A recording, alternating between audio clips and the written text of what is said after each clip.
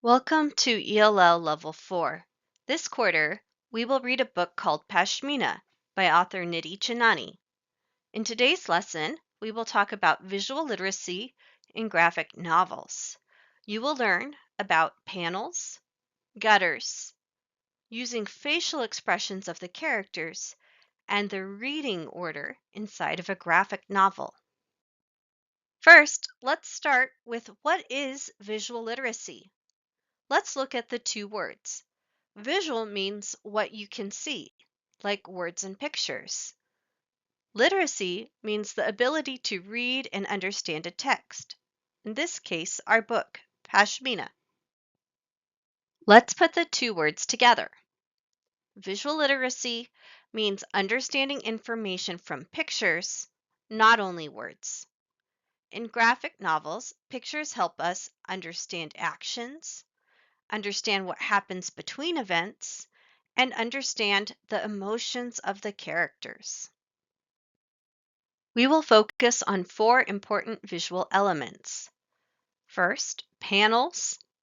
Second, gutters. Third, facial expressions. And fourth, reading order. First, let's look at panels. A panel is one picture in a graphic novel. This page has 3 panels, or 3 pictures. Here's panel 1, panel 2, and panel 3. Panels show who is in the story. In this case, we have Priyanka and her mom. Where the story happens? In a car. What is happening at that moment? Well, if we read it, we can see the mom is shouting, Priyanka, and saying, "Watch out for that tree, Mom. It's nowhere near us." So we can guess that here the mom is panicked. She's telling her daughter how to drive. It's possible that Priyanka is learning how to drive from her mother. Next, let's talk about gutters. The gutter is the space between panels. In this case, we can see a gutter between panel 2 and 3, but there is no gutter between panel 1 and 2. Even though nothing is written in the gutter, important things happen there. So, when you read the gutter, you imagine what happens, connect events, and make inferences. We'll talk more about this word later. So, let's look at this. Here, panel 1 and panel 2 do not have a gutter, so we can guess that this is all happening very close in time, right? An inference is when you make an idea even though you don't have all the information. And then this one shows it's a break. Now we're looking on the outside and we can see that the car is on the road and it is not close to the tree. Another important thing to look at in the graphic novel are the facial expressions. Facial expressions show how a character feels.